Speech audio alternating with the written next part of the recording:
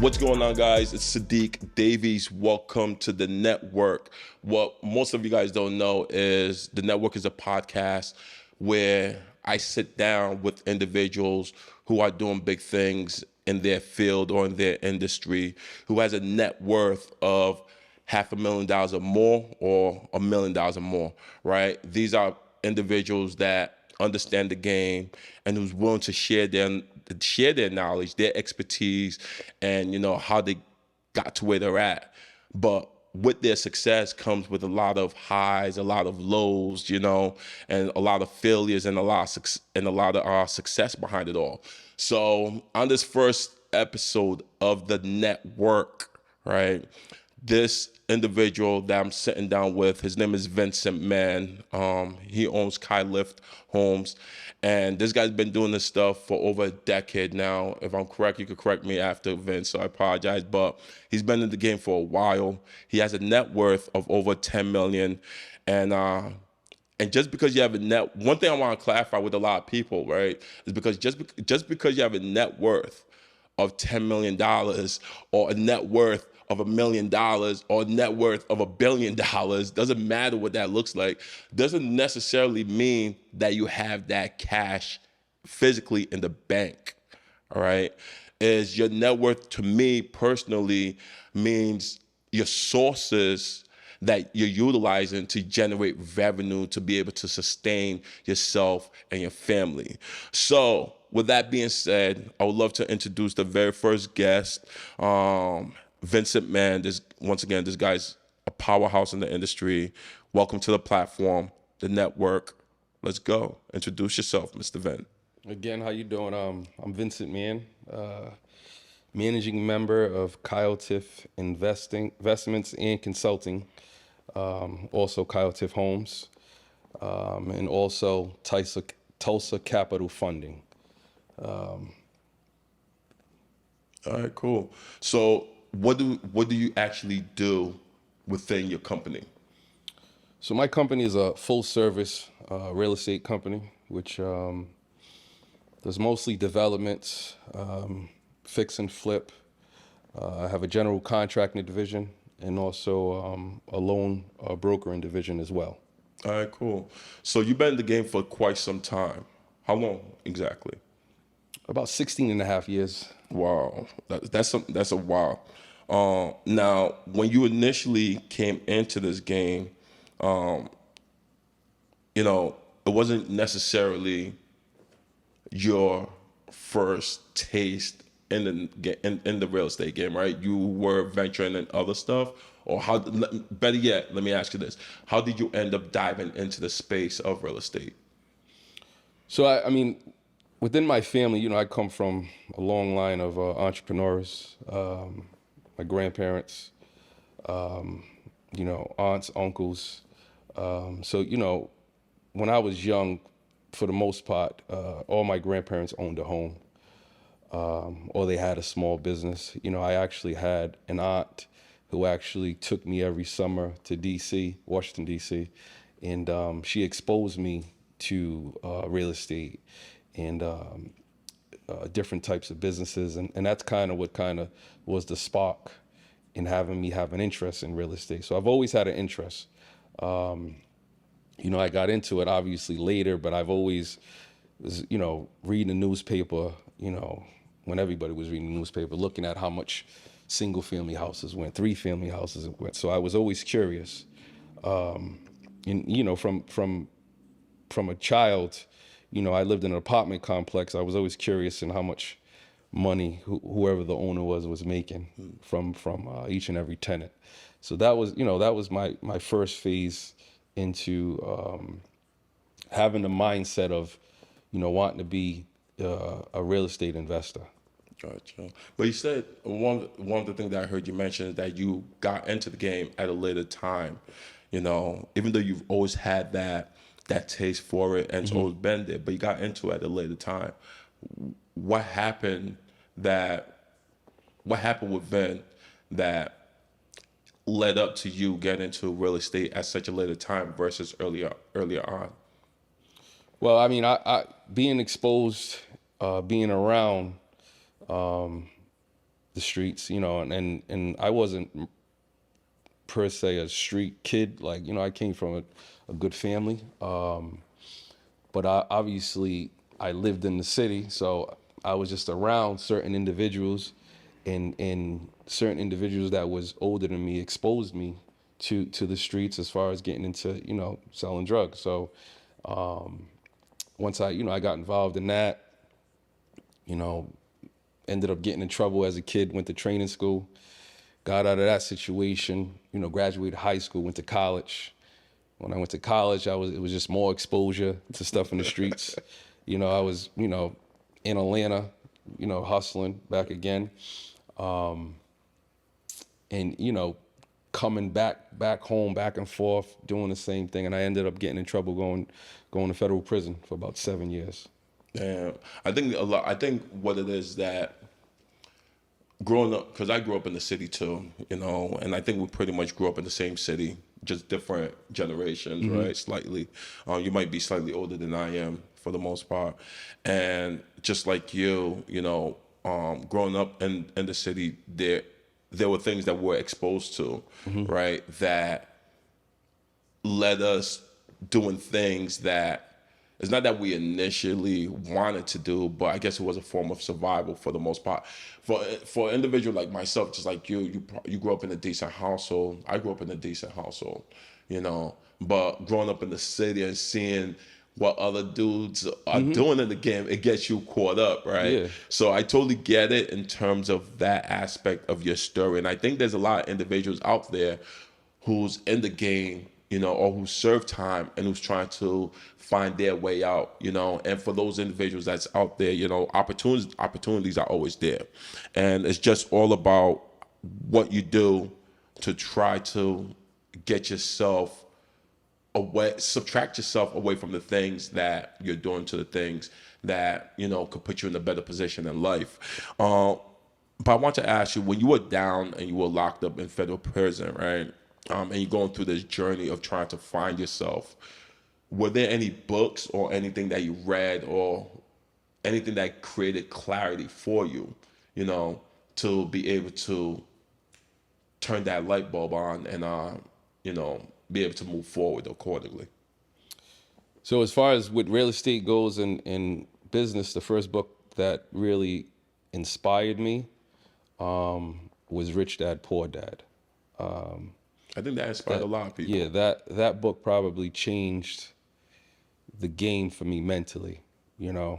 I'm not, my attention span sometimes is not as good as reading a book. I never can complete a lot of books, but that book, I just breezed right through it. It was an easy read. I just couldn't put it down. I think I read it twice. So that was the most influential book that I read. There was other books I read. I read The Money Machine, which is another real estate book. I think The Art of the Deal. And then, moving forward, I read numerous books, The Richest Man in Babylon really changed my whole perspective as a, older man now. You get what I'm saying? So, that's kind of like what really kind of changed. And I still read, I still listen to audiobooks. And I will say this, that's probably the most important thing is reading, because it opens your eyes to a lot of things that you don't really see without reading, basically. No, facts. And I think that even me, an individual like myself, when I was down, I did a lot. There was a lot of times where, like, when you're down, there's nothing else you could do but read, Yeah. If you have some type of artistic ability, you'll draw, Yeah. And for others, it's workout, right? So I totally understand. What was your day-to-day like when you were down for 7 years? I would say my day-to-day was a lot of conversations. So, In what sense? I would just talk to any and everybody that really would speak about something that I had interest in. And I've always had interest in business. I always, there's a story, when I first went in, I went to first I went to like a low security, ended up being transferred to a minimum security. And when I first went, they had TV rooms.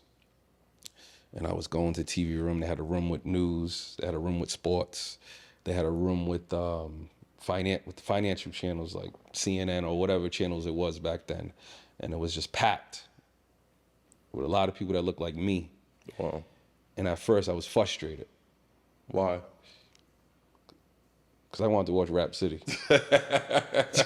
you know what I'm saying? Like, I dig it. you get what I'm saying? Yeah. So I really was like, what are you watching the stock Yeah. market? I didn't understand it, you know?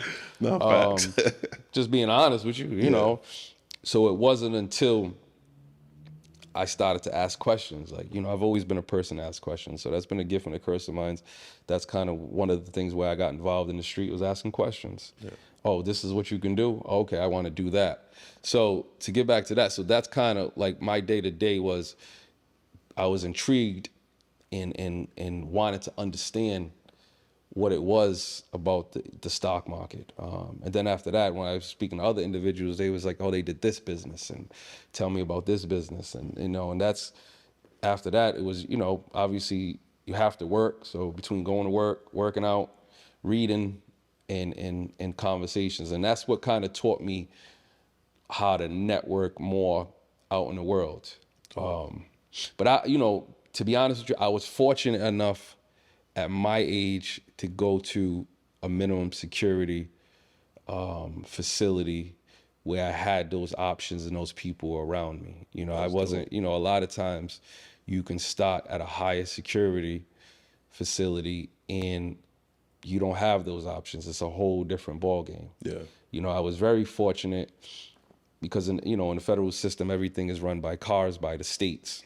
Rhode Island being the smallest state, you would interact with different people from other states because we wasn't as big as New York or Facts. Philadelphia or all these places. So I would just talk to certain people and then, you know, when they would have classes, I would just go join the classes. They would have certain groups, I would just go talk. Go and listen. And I was just surprised how much knowledge people that looked like me had from other places, you know. And then I expanded that to meeting different people in other communities, in the Jewish community, you know, older white guys, and just, you know, we just talk and realize like all of us are kind of the same. Yeah. It's our environments was just very different, and the knowledge that we received from our environments was very different. You know. No, facts. You know what I'm doing is people's been doing it forever. This is not nothing new. It's just like I tell people, we're just not aware that you can do it. No, and I agree, and I think one of the things that I've realized being incarcerated and you know, just being in the streets is that, believe it or not, most people might look at people who grew up in the streets. They might look down on them, right? Mm-hmm. But believe it or not, there are some smart dudes that run the street game. Absolutely. If they really took their knowledge, these dudes could really possibly run 500 Fortune type companies. Yes. Right? Because they, especially when you're talking about dudes who are making in the millions and stuff like that,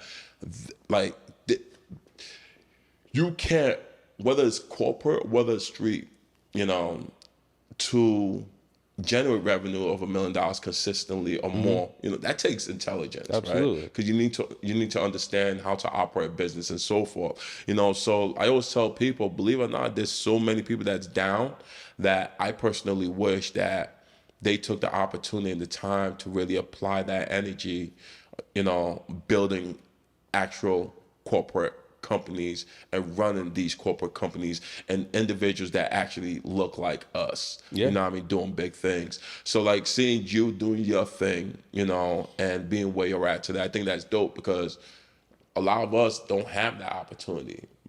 Before a lot of us turn 25, majority of us are buried quick. Mm-hmm. You know what I mean? We don't live to see past a certain age, you know. So for you to be out here doing your thing and making power moves, I think that's dope, and mad love to you for that. Fast forward 7 years, you're out, you know, and now you're trying to figure out the game. You're trying to figure out what my move is, right? What was your first job that you got into? What was your first job that you did when it came to the real estate industry? Or was, So what I've always been around older people, I've been being mentored since I was 12 years old, one way or another. So I've always was used to being around older people and listening to them. So, when I was away, I didn't hang around people my age as much, just because I was always used to hanging with people older.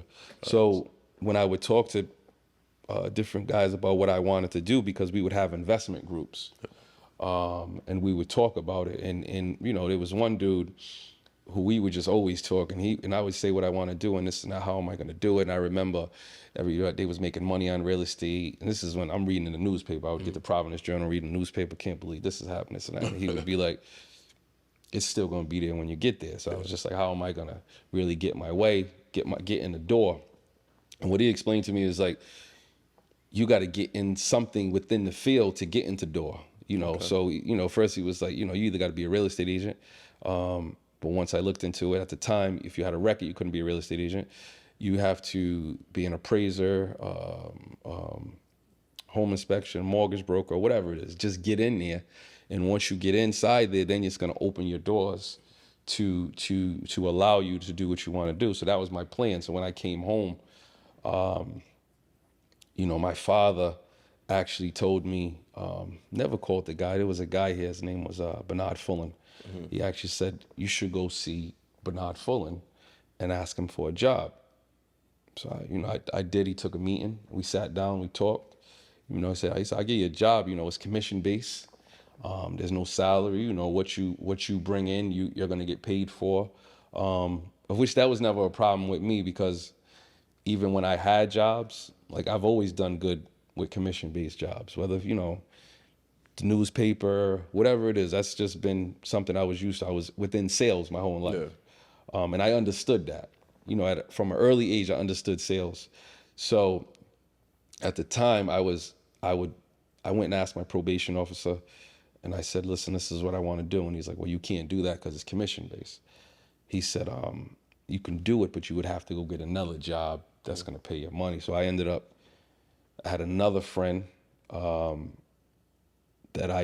my best friend, who actually set me up with his cousin, who was a manager at Stop and Shop. And he got me a job overnights, because I had to do something where it wouldn't affect my hours during the day. Yeah. So, I'd stock the shelves at Stop and Shop, from 11 to 7.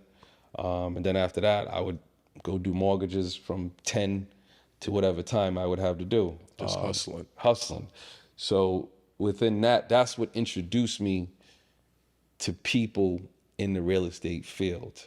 That's how I got to know real estate agents, attorneys. From the attorney, that's when I met my first lender. I would doing mortgages when I was doing mortgage for a person that was buying a house that somebody else was flipping. On my own, I would just go by the house and go see the house, and then whoever was doing the work, you own the house, I would start a conversation with them. That's what's up. So that's kind of like how I got introduced and really got in there. I just was talking to people, and just getting to know people, and steadily I just realized, I'm in a relationship business. Facts. Everything I just did was in a relationship, from my father putting me on with Bernard, from my best friend from a childhood putting me on to his cousin who was a manager. From there, then meeting this attorney set me up with the lender and this and that. So that's kind of how I got into it, and I just built off of that. That's dope. And I think that's why this platform is called the Netwrk, because that's what it really is. It's just a series of individuals that you can actually connect with, network with, build with, reach out to, and get what you want out of it. Yeah. Right. What was your experience like as a loan officer during the financial crisis of 2008? How the hell did you manage that? Because I know that was crazy back then. So I think by the time 2008 came, so I was very green. I started doing it in 2006. I was doing okay doing mortgages, which anybody could have did okay doing mortgages back then. So I kind of, once 2008 happened, I was already doing flips.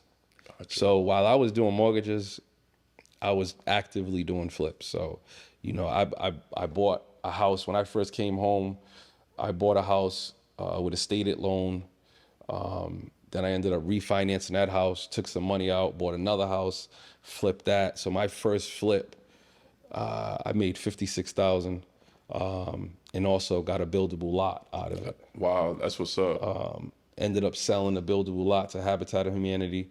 And then it was just off and running. So it didn't, I was so green by time 2008 hit, it didn't affect me like it affected everybody else. I didn't have the lifestyle everybody else had. Gotcha. I was just really just getting on my feet. Gotcha. It was more or less because the money I was making in mortgages, you know, let's just say I made 10,000 in a month or 7,000, whatever. There was people in the company making 50,000 in a month. Jeez. So I didn't have the $50,000 lifestyle. Yeah. You get what I'm saying? So when 2008 hit, I kind of was pretty good. I still had some stuff that I was obviously, buried in with, because obviously the value was tanked. But I seen a vision down the line, and I seen more opportunities. And one individual that helped me see that opportunity, which who I'm, he still mentors me to this day, was he kind of told me, this is where you really stop playing ball. Where everybody was just running from it, I was running towards it. Oh. You get what I'm saying? Because of him. I could have did like everybody else does. Everybody was scrambling to get jobs. They wasn't doing real estate. But, when you have something that was selling for 250,000 and now it's selling for 30,000, I don't, it's not rocket science. Yeah. You know what I'm saying? Now, you had to wait a little while, but the stuff was so cheap. Yeah. I kind of was like, I have to take advantage of this. And that was because of him. He kind of told me to renegotiate. I had some private loans with some lenders. I had to renegotiate terms with them because if I got a loan with you for 200,000 and today it's worth 50,000, we either got to negotiate these terms and we got to wait, or unfortunately you can have it back. So the integrity inside of me wanted me to keep paying the 200,000. But once I learned what business was, like, you got to negotiate. Everybody's negotiating. I can't keep paying you on 200,000 or something that's worth 50. Yeah. So we either got to ride this out together, which you got to bring my rate Down. from wherever it is down, and we're going to work this out until the market recovers. Or if you don't want to do that, respectfully, I just got to say, here, you can take the property back. So kind of like that's what 2008 taught me, a lot of negotiation skills, with banks and lenders. Obviously, you had to do short sales. And, it wasn't easy, but that was the market at the time, Yeah. So, that's how I made it through. And then I just started flipping what I did have to keep. I was buying other stuff so much cheaper, it kind of balanced everything out. Yeah. So I think my first 3-family I bought it for $219,000. That 3-family, I don't think I ever got a short sale done, and I believe, I did lose that one. That thing sold on foreclosure for $10,000. Get out of here. Yeah. Damn. It's interesting as you tell these stories, right? In terms of going from being a loan originator, also known as a mortgage officer, but in the midst of all that, surviving, you're flipping homes, and within the '08 crisis, you negotiate either with the hard money lenders, right, at the time, either to keep the property or take your property back. You know what I mean? A couple questions. One, did a lot of the lenders that you're dealing with, did they take their property back, or were they willing to renegotiate with you?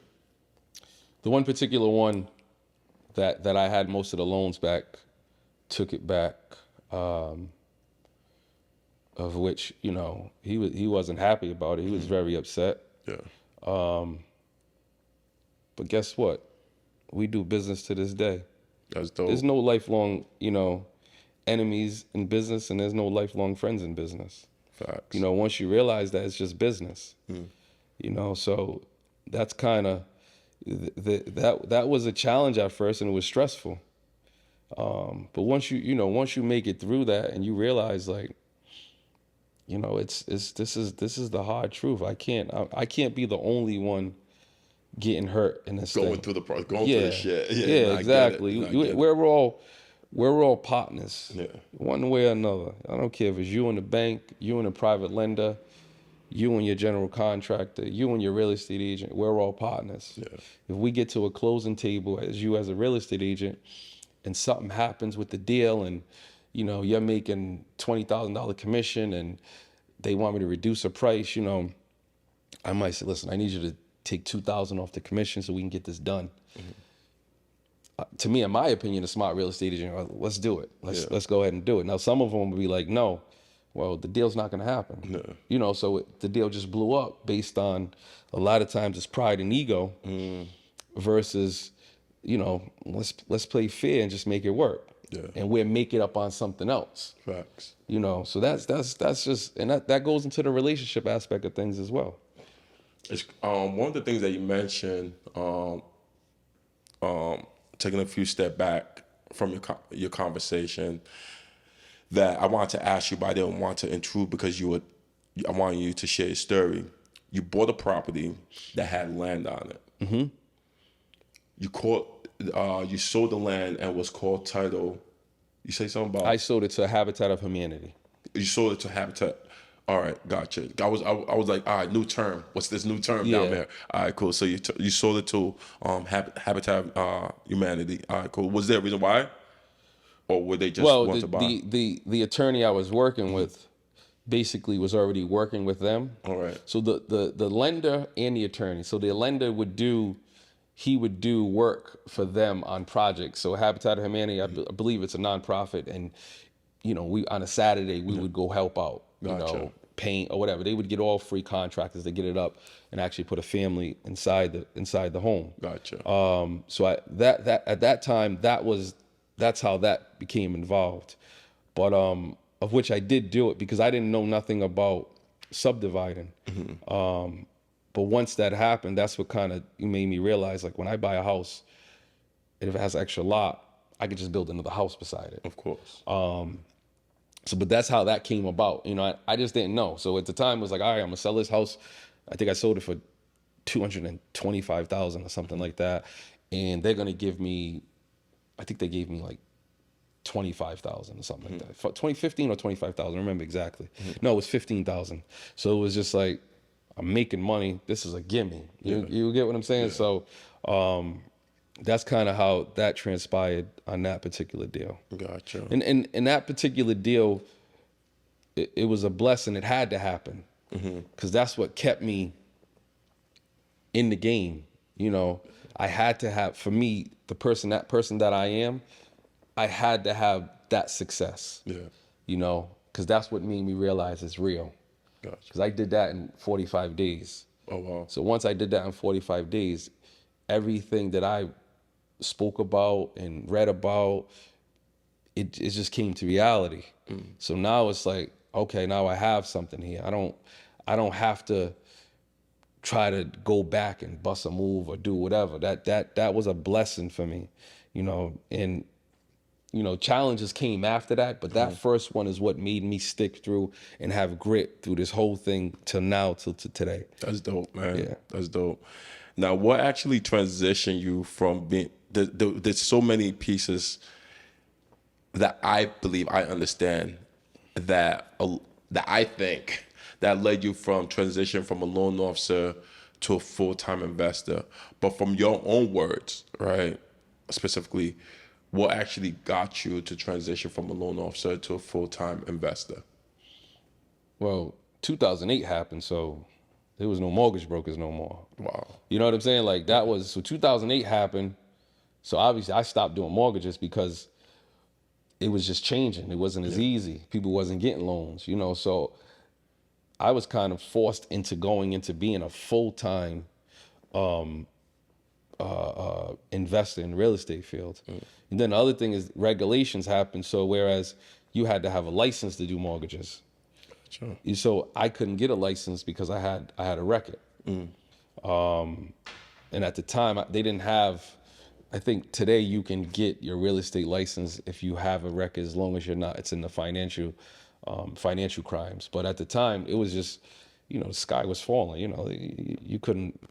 It was just tough. It was just a challenge. So that's kind of why I went full throttle into real estate investing. Gotcha. I think I'm not sure if that's where we're at right now, but I've noticed that a lot of lenders in the time that we're at right now with real estate and what's going on economically, there's been a lot of lenders that's been leaving the industry and getting actual jobs, right?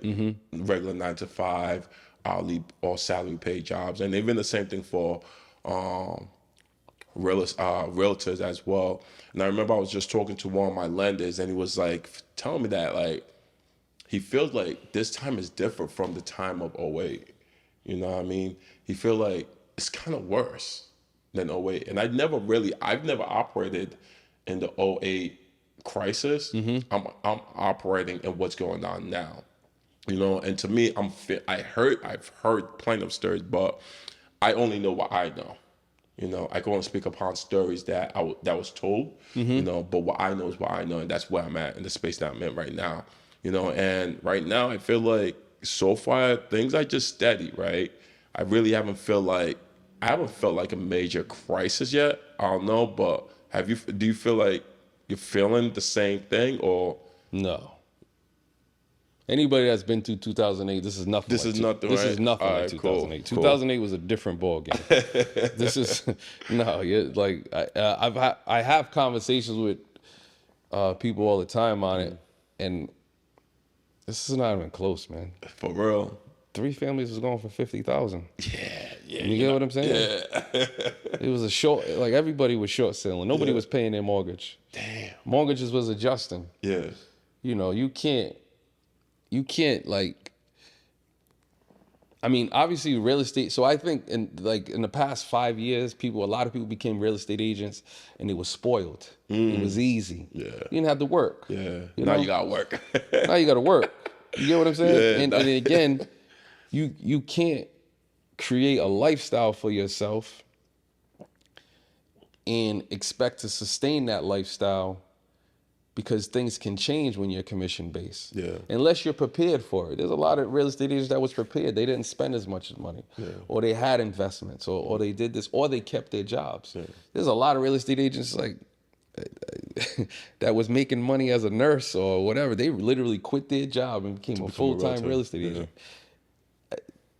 That wasn't smart to me, because you might have to go back unless you prepare yourself for things changing. So now we're in a situation where it's saturated with a bunch of real estate agents. We're at, a housing crisis. Demand is much higher than supply. Yeah. So besides the market changing, there's just not enough real estate to sell. Yeah. You get what I'm saying? No, facts. Everybody's looking for the crisis of 2008, but this is just my opinion when I say this.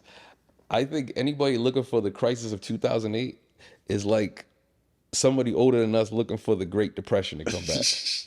You get what I'm saying? No, I get it. There's people that have interest rates at 2.7%, 30-year fixed mortgages. Yeah. They're not leaving now. They're not leaving. You get what I'm saying? Like, that's not happening unless you were stupid enough to refinance that into today's interest rate. Yeah. Which today interest rate is not as high as people think. That's a reality rate. Yeah. Somebody getting a mortgage for 7%. 2007, when I was doing mortgages, you had to have A1 credit to get a 6.5% interest rate. Shit. So back then they was doing 80-20 loans. Yeah. So whereas 80% of your loan was at 8%, and then 20% of your loan was at 17%. So that blended rate was whatever that came out to be. Was people paying 10% interest on a loan, 9%. So that 20%, when 2008 really hit, that 20% adjusted, that 20% loan, and then that's when your payment skyrocketed. So that's how the mortgage crisis happened. Yeah. It was too many, and then the stated loans. We don't have that as much back then. Yeah. Back then, when you went and did a mortgage, you can close it in a week, bro. Yeah, I heard crazy You can stories start a like that. mortgage on Monday. And By close. next Monday, you're You're closing. closed. Yeah, I heard about that. I You're heard. calling the Yeah. appraiser directly. You're doing all these things. Didn't have as much as regulations they have today. Yeah. So when stuff is moving like that fast, something's bound to happen. You know how hard it is when I'm selling houses, people, we're going to close in 30 days. That's not happening. Yeah. It's always 60 days. Yeah.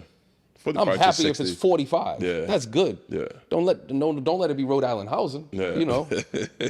So I think there's been a lot of checks and balances today that they didn't have back then. So I do not think it's 2008. I just think the market, there's a lot of things that are overpriced, and I think we could be heading to a little bit of trouble. And I'm saying moving forward now from the beginning of the summer, whatever rates went up to like 6%. If they steadily go up to like 8-9%, I think that could be a problem. But prior to that, where people have low interest rates, I mean, I don't see it. But I'm not, It sucks because anybody that refi or bought a home at a rate of 4% under, 3% under, they keeping their home. They're not even trying to sell. And I don't blame them. Yeah, why would you? I would not blame them whatsoever. And I think that's what's also causing the housing shortage. You know what I mean? Because there's no reason for anybody to sell. Like, what's the point here? You know what I mean? But it is what it is. Even currently, like, I do agree with you, like 7% rate compared to 10, 11, 12% in today's day and age. Shoot, 7% rate, get that and run with it. You know what I mean? 6%, get that and run with it. Because it's better than what it used to be. You know, it's just, if you're getting a 7% rate now, it's because you missed that time where 3%, 2%, 4% was available. You know, just gotta move with where the needle's turning right now. As we dive in, I would like to get to know, I would like you to share with us the inspiration behind the business name Car Lift. This episode is sponsored by D's Wings, located in Pawtucket, Rhode Island. If you guys looking to try some amazing wings, some lemon pepper wings, some hot spicy wings, visit my man D's Wings in Pawtucket, Rhode Island. It's a taste to die for. Go check him out. Investments. And I know you already mentioned what services you guys provide, but what's the inspiration behind it? The name of the company? Yeah. So the name of the company comes from, a cousin who also was a friend, and another person who was also a good friend of mine's, who both were murdered, just being involved in the street. So at the time, both of these individuals, I think I got to see them like a couple of times before I went away. But they was murdered, like, I want to say like the same year, within the 6-month time frame. I don't know exactly. So, when I was inside reflecting and what am I going to do and the change in my life, I just went through a transition in my life. Once that happened, I was like, wow, like, I have to change. You get what I'm saying? Yeah. So it was just like, you don't experience, when you experience death at a young age, it changes you one way or another. Yeah. It's going to turn you into some type of animal, one way or another. It might be a violent animal, or it might be a animal of change. So for me, it was an animal of change, and it inspired me to change because I was around these individuals. You get what I'm saying? Like, in the mix. Like, one person, they found him in a refrigerator. You get what I'm saying? Yeah. The other young lady, she was stabbed to death by, a whole bunch of times, So it was just like that kind of changed my perspective. And they wasn't, wild, like super wild in the street. Yeah. I remember, was it Kendrick Lamar's first album was called Good Kid, Mad City. So I compared a lot of us as that. We was just good kids, just regular kids. Obviously, we was doing mischievous stuff, but once that happened, it kind of just like, man, I can't, continue on doing this. I gotta, you know, it was one of those things, man. I had a slogan, man, remember, love, and change. So I had to remember them, continue to love them, and I had to change. Dope. That was just for me. It wasn't for nobody else. And I took on a purpose because of that. Whereas I have to help people as much as I can who want to receive the help to change. So, you know, one of their names was Kyle, and other young lady, her name was Tiffany. So that's how Kyle Tiff kind of, you know, came together. That's dope. That's dope. How significant is mentorship in your pursuit of success in the real estate industry currently? I mean, mentorship is probably the most important thing in anything. You know, I don't, sports, business, the streets, you know, so I would say that's the most important thing, because mentorship a lot of times comes from people that's, you know, have already been established, been involved in things. You know, when I speak to somebody that's younger than me that want to be involved, I tell them all the time, I tell you about my failures, not my successes. You get what I'm saying? So that's, so to me is very important. Not everybody is prepared to have a mentor, because a lot of people don't want to listen. But once you find the right mentor that you still think is, you know, is cool, and you can listen and you can hear them, that changes the game on everything, man. Facts. No, I agree with you. Now, in terms of your properties, your investments, I want to dive into sharing how you really acquired that first property, and how did you find funding to invest in that first property? So my first property I bought, which was a 3-family, I was reading the newspaper, in work release. He said work release. I was. And I was just calling guys in the newspaper, to be honest with you. For a lot of y'all youngins out there who don't know what newspaper is, it's actual paper. It's an actual paper that we used to read. It's not no phone, no moment, no gadget. It's an actual newspaper that we used to read back in the days. So, you know, I would read the newspaper. I would make calls. You know, I'd be taking the bus right downtown, back and forth to work. I'd be reading, looking at this guy selling his house. And I called one guy, and he was like, I got this house on Althea Street. I want this price for it. Then I went back and talked to another guy that was in there with me that was actually used to be a mortgage broker. He was in work release too. And he's the one who actually told me about the mortgage thing. Yep. Prior to my father telling me to go meet with the guy. But he would just talk to me about it. I figured he was in there for something stupid. I don't remember exactly. So he's the one that told me about doing a stated loan and all that. So as soon as I got out, my cousin owned a sneaker store, and he said I worked for him, and I went and did a stated loan, and then I bought that as a owner occupant. Gotcha. What's a stated loan for those who don't know? Basically, a stated loan is for a lot of people that's self-employed. It was designed for bartenders, waitresses, strippers, stuff like that. People that didn't claim, they was just getting tips and all this other stuff. But it kind of people that was getting cash. So it kind of expanded to a lot of people working under the table. Gotcha. So, you know, I did a stated loan on that. Ended up, like, again, I bought that property. It was fully rented. I was collecting the rents, and then I think 6 months down the line, I did a cash out. From me doing that cash out, I found that flip that I told you, my first flip. I asked the attorney, because that was another thing I learned when I was asking attorney for lenders. I asked the attorney. She hooked me up with she introduced me to a guy named Keith. Keith went by the deal, like, introduced myself to him. He was like, I'll do it. He was excited, you know, gave me all the money to buy it. I used my money to do the construction. I went to some guys I knew that did general contracting work, because, again, I was me, you know, stopping by a house. They was doing renovations. They was doing their own flips. I remember I met them. There was 2 guys, Brian and Eddie. Asked them to renovate the house for me because I didn't have no contacts. They went in the house. They was like, yeah, we'll do this house for 30,000. They fixed it for 30,000. They did it in 30 days. I sold it 15 days later. Wow. No, that's Never, what's up. never missed a beat. Like, that was the easiest thing ever. So that was my first thing in doing a flip. That's how I went about it, that process, to do the first one. Now, would you consider was that similar to like a hard money loan or no? Well, no, it is. There was a hard money All loan.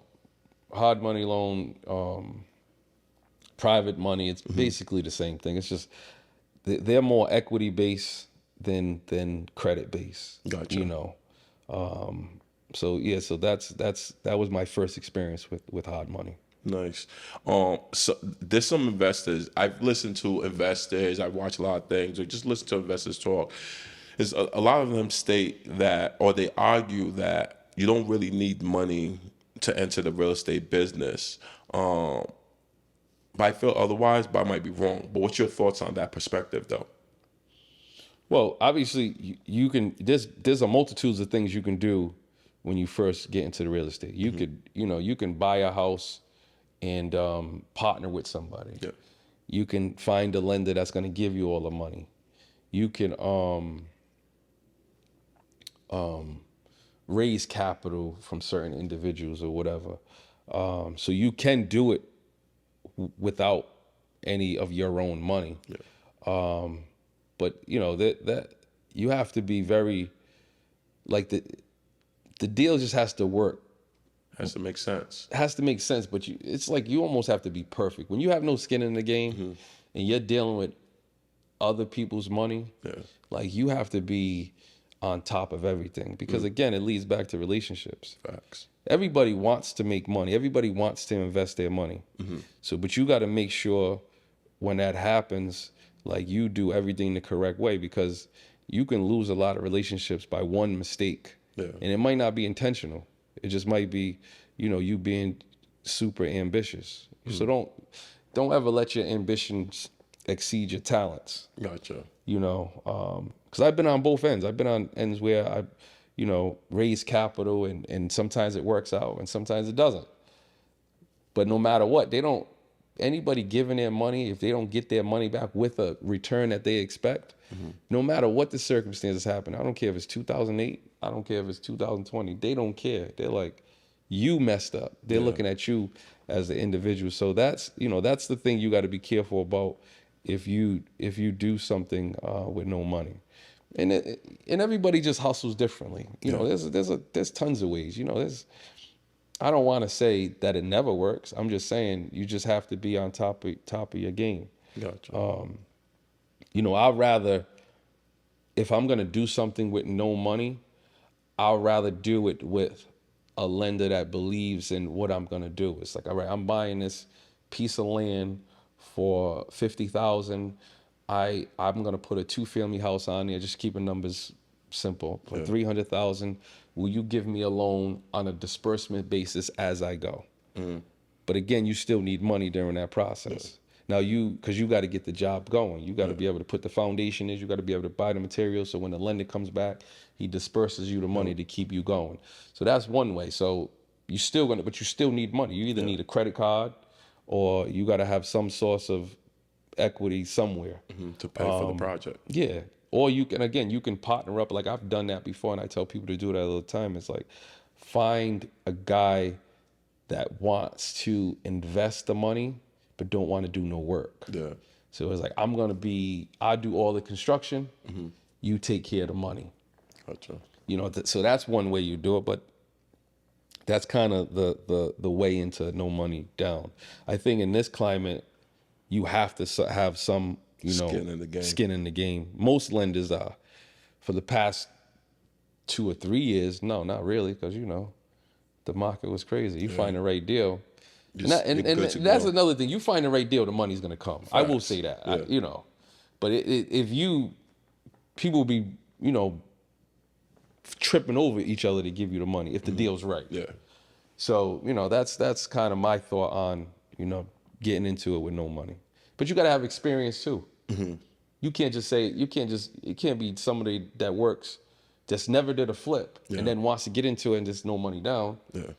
If you're a real estate agent and you know how it works, of course you can get involved. So it's all about who you put yourself around in the relationships you have. No, So the question kind of leads to this. Yeah, you can't do this without no knowledge, but can I do a deal right now? Can I go find a lender that's going to give me all the money? Because I might be tight on cash and I can get in. Yes, but I have a reputation behind it. So that's kind of my equity. That's my money. I think that's where I fell Yeah. into place when I did my first flip. It was more so like I had a reputation, but I also surrounded myself with people that was doing things. So I actually watched people from a distance, Yeah. but asked questions. But at the same time, people knew, like, they know, like, when Sadiq is about his business, he's about his business, Yes. So I totally understand what you're saying in terms of that. The key thing that caught my attention, the one quote that you mentioned that I thought was dope, is that you say, "Don't let your ambition exceed your skills." And I think that quote is dope right there, because some of us could be too ambitious. Sometimes I could be too ambitious at times. All of us. You know what I mean? Yeah. Like, a lot of us have dreams, and like I've never heard it stated like that before. And I think that's just the way you just laid that out like that. I think that was dope.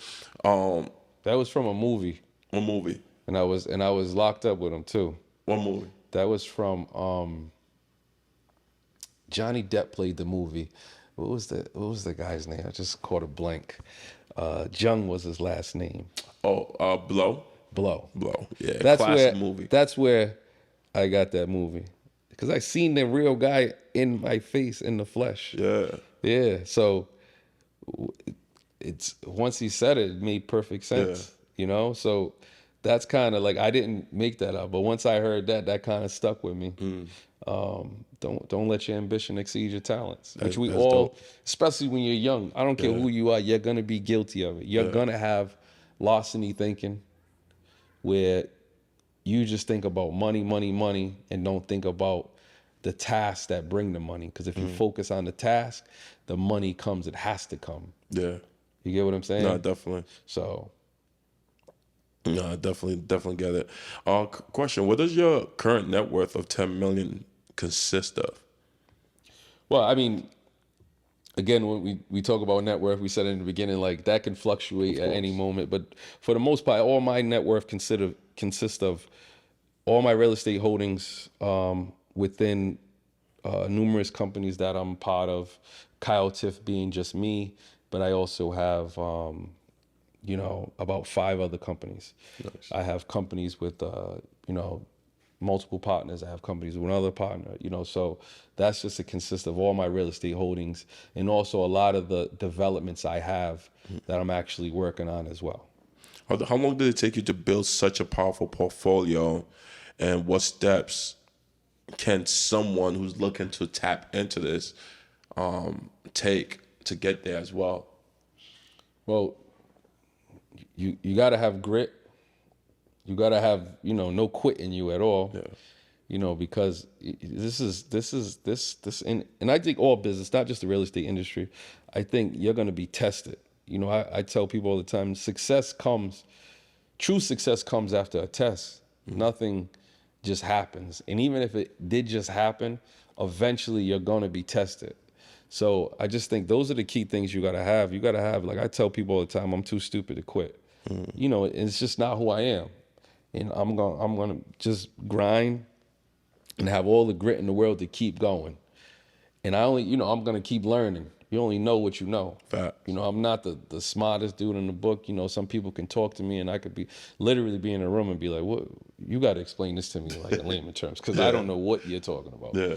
And I'm humble enough, and I'm okay with saying that. I'm not fearful, like they're not going to know that I don't know what this word means or whatever, or what this financial term means. I don't care about that. Explain it to me. Yeah. So, I think that's the key, and you gotta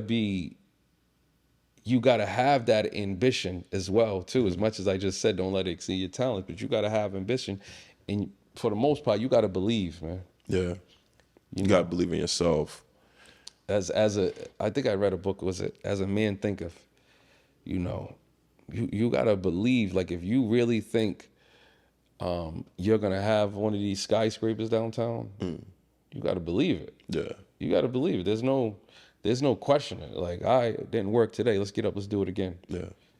You know, because I've learned that when I was younger in the streets. I've never seen nobody ever, with the exception of going to jail or something. Yeah. I've never seen nobody ever quit in the street. Like, if the work wasn't right, they went and got some more work. Yeah. You get what I'm saying? Nah, like, facts. you 'Cause know, that work has to continue. yeah, they're going to. So I wasn't around people that quitters. I've seen more people quit when they try to come to the other side of legit world than anything.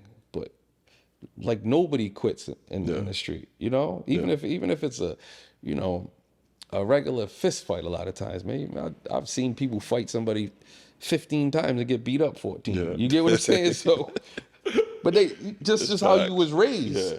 So I take that same attitude and just keep going and keep moving, you know, and in my life overall. You know, that's kind of what I would say is the most important thing. Just to keep showing up, man. Just keep moving and keep showing up. Can you share some details about the current projects you're involved in? And what are your ongoing strategies and plans to expand on your real estate portfolio and moving forward into the future? So currently I'm completing a 28 unit development. I'm working on about between stuff that I own and stuff that my contracting company is working on. I'm working on probably about, you know, 20 projects right now. I have a development that I just got approved for 16 units. I'm waiting for final approval. That was preliminary approval. And then I'm also working on another 42 units, possibly getting that approved. So congratulations on that, man. That's what's up, man. This is like, yo, I would love to get to that level of investments and building on a massive portfolio to that level. And a lot of that takes years to even do. And you've been in the game for quite some time, just doing this. And most people think that's an overnight success. Like, nah, man. Real estate is like a straight grind, a straight hustle, and that shit ain't no overnight success by any means necessary. You know, when someone earns money from their first real estate investment, should they reinvest that money into another transaction immediately, or what do you think they should do with that money? Well, so it's two things. So I've learned the hard way as far as that goes. So if you're in the flip business and that's all you do is flip, right? A lot of times, like for me, from my experiences, there's been times like I would flip houses, but that would be my only income source. Then the money I made, I either had to catch up on my bills. So then, like I catch up on my bills, and I take the money that I originally reinvested, then I go do it again. But then I'm catching up on my bills. So now it became a paycheck to paycheck, flip to flip. But I will say this: if you could have different sources of income while you're flipping, I don't, you know, whether if you have a full-time career, you have rentals and stuff like that. When you do flip a house and you make some money, that just becomes your true investment. So now you can just double down on something else, you know, to continue on working on that, that money. So if you put up 50 and you made 100, yeah, keep it going. You know, that's what I would say. But it's not, don't have it where it's like, I made 100, let me go buy this or buy that, which we all do. But you got to be careful of it. So absolutely, I'm all about stepping up. You know, I'm all about, like, if I'm building, and that's one reason, like, I'm doing 28 units. Now it's like I have to do more than that, you know. But that's just my position. Everybody else's position could be different, but that's what I believe, that you got to keep stepping up and challenging yourself to do bigger things in order to survive for the long term. Gotcha. Now here's an important question for me, right?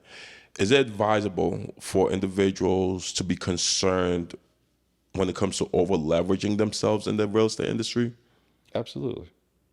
You again, if you don't have those other sources of income, you can over leverage yourself, because now when you try to expand, if things don't go like perfect, you can get stuck with stuff. So now, like, if I'm doing 3 flips, just example is, and they're not all done where I can sell them right away, or one ain't selling, but you're working on it, you're going to get strapped for cash. But if you have other things that you're working on that make you money, it takes off a big burden where you don't over leverage yourself as much, because at least you know, all right, this can take care of this, or this can pay for this. So like for me, my rentals pay for my lifestyle.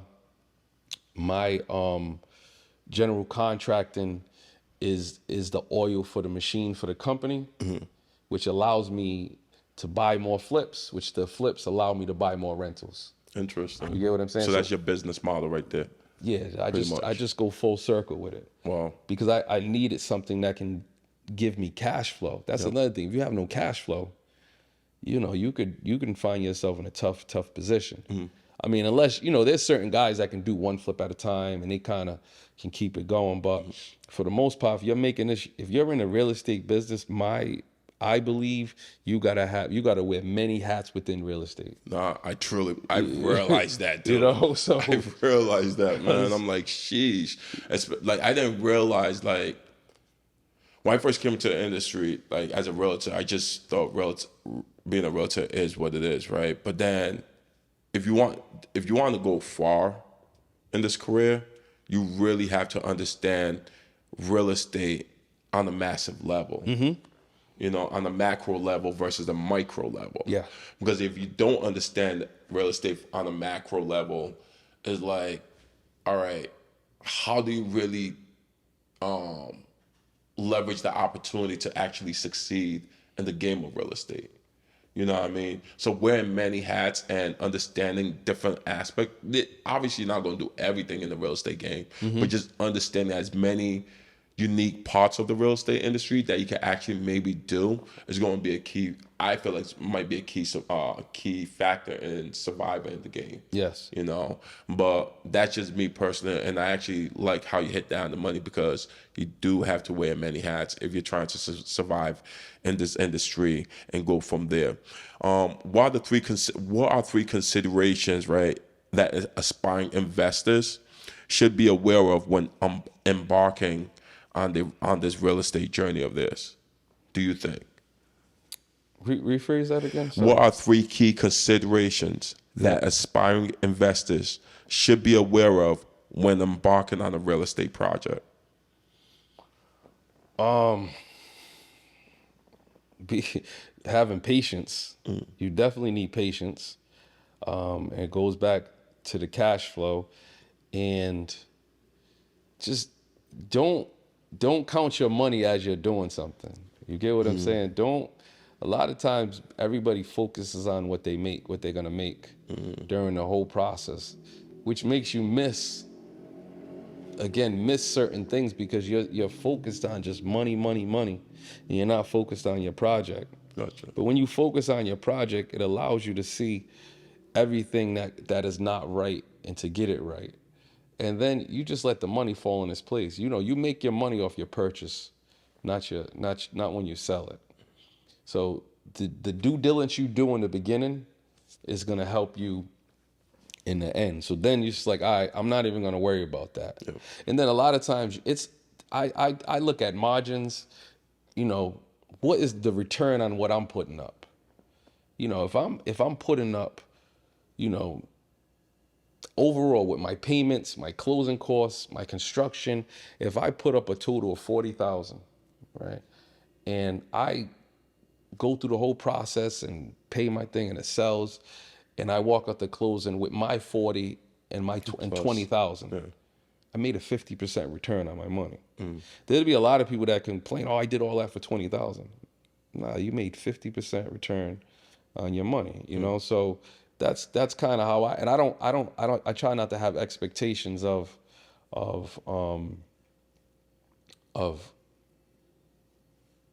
the end result all the time, because that's when you get disappointed. Gotcha. A lot of people was making 100,000, 150,000. I've had conversations with people. I'm not doing nothing less than 40,000. I'm like, why not? I hear a lot of people. I hear certain investors who talk like that, who say like, nah, if I'm not making a certain amount, I'm not taking the project. Do you think that's wise? In my opinion, it ain't. But I mean, everybody else. But again, it depends on yo, what you're doing, what else you're doing. You get what I'm saying? Yeah. If my money's working for me, I want my money to continue on working. I don't care. As long as I ain't lose. Yeah. If I got my money back and some money back on top of my money, I'm happy because I'm just going to do it again. Facts. You know what I'm saying? I'm trying to do, and I haven't done it, but my goal has always been 52 flips in 52 weeks. Sheesh. You get what 52 flips in 52 weeks? Yeah, one way or another. Damn. Wholesaling, fix and flip, you know, whatever way I got to, new construction. If I could do 52 of them, if 10 of them I lose, I still win. Yeah. You know, for me, business is almost like a sport. You know what I'm saying? Like, and the thing about real estate, as you get older, you get smarter. You know, when you play a sport, as you get older, you get weaker, you get slower. Yeah. We get smarter. Yeah. Because we're learning through the experiences. Exactly. So you know, I'm playing for the end of the season. And there's gonna be some years you don't make the playoffs. Some years you do make the playoffs. There's gonna be a couple years you win the championship. So as long as I keep making the playoffs and I keep making money, I don't concern myself. I look at it as a whole, macro rather than micro. Certain deals are not gonna have as much as meat on the bone as the other one. Yeah. You know, so that's just me. That's how I look at things. Other people look at things differently. And again, everybody hustles differently. Everybody does business differently. There's certain things that work for you that's not going to work for me. Oh. You know, if I do a flip, I've had to learn over years, I'm not good at lipstick. I'm good at gutting it and getting it done right. Yeah. Because every time it happens to me, it's like, oh, home inspection, I'm getting tore up. And I'm sitting there pissed, like, damn. So now to avoid that, listen, I'm just gonna rewire the house. I'm doing this, I'm doing that. I don't want to hear nothing that's brand new. But I know guys that are like, you know, I've had guys ask me for advice and tell me, I'd be like, listen, you're good at what you do. Yeah. Do what you do. Yeah. Because what I would do, it's not gonna make sense for you.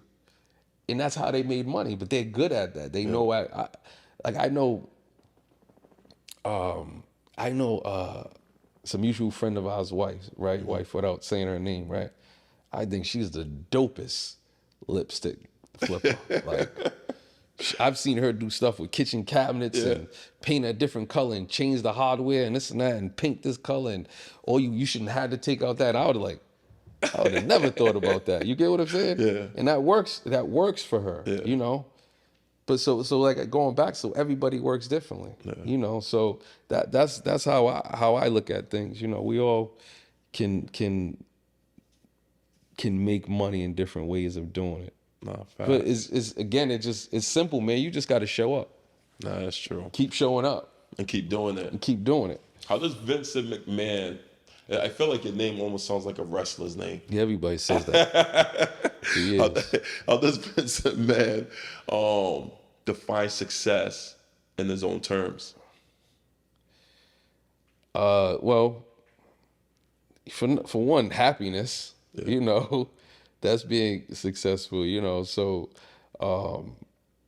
and as far as business goes, success for me, I would say, is just getting better.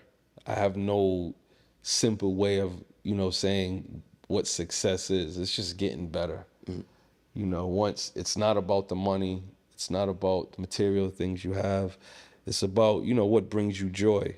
Success for me is, you know, somebody that if I can help somebody, like if I can help somebody get into the real estate and they succeed. Like I have friends that I was begging them to get into it, right? And when they finally got into it, man, they smoked me through the water with flips. Yeah. And I was happy about that. You know what I'm saying? So that's success for me. That's part of my purpose. My purpose is to help people get to a change point in their life. Whether if the change is you building some wealth, you learning something else, you know, you being able to get into this and take care of your family. Like, I'm happy for you. You know, that for me is success for me personally, is helping other people. You know, it's not all about money, but, you know, there's an old saying, man, you want to make money, you got to help somebody else make money. Facts. You know, Yeah. comes right back to you. So that's my version of success. That's amazing. You guys hear the man himself, Vincent Mann. Vincent, if anybody need to reach out to you or connect with you, what's the best way they could do that? Well, obviously they can hit me up on Instagram, which is Kyle Tiff Holmes. My email address is vmann@kyletiff.com. So that's V as in Vincent, MANN at KYLTIFF.com. So those are the best ways to get in touch with me. Amazing. And you guys know who it is. It's your boy Sadiq Davies at that. If you guys looking to follow me on my Instagram, Sadiq Davies, SADIQDAVIES. And also you can follow the network.co. That's THENETWRK.co, meaning community, because that's what the network's all about. It's a community of individuals that's doing great stuff and who's looking to share knowledge and their expertise, and also their highs, their lows, their success, and their failures. Follow me. Let's go.